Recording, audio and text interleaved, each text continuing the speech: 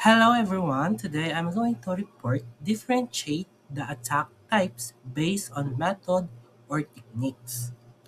First is cross-site scripting, XSS. Method or technique use, injection of malicious script into web page. So, mao ilang ipanggamit sa techniques what they use. How the attack works. Attackers insert harmful JavaScript into a website when user open a page, the script runs in their browser. So mao nang gigamit sa attack works. So main target nila is about website user. So mao lang main goal. So next is SQL ejection.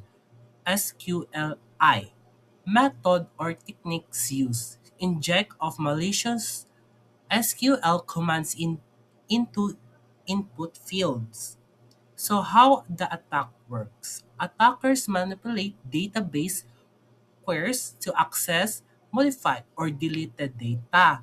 So main target nila is website database. So next is cross-site request 4G.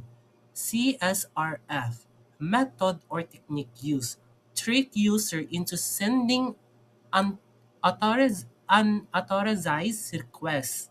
So how the attack works. The victim is logged into a website and the attackers force their browser to perform actions without permissions. So main target nila is unauthenticated user accounts. So, information leakage, method or technique used, explore or confidential or sensitive information.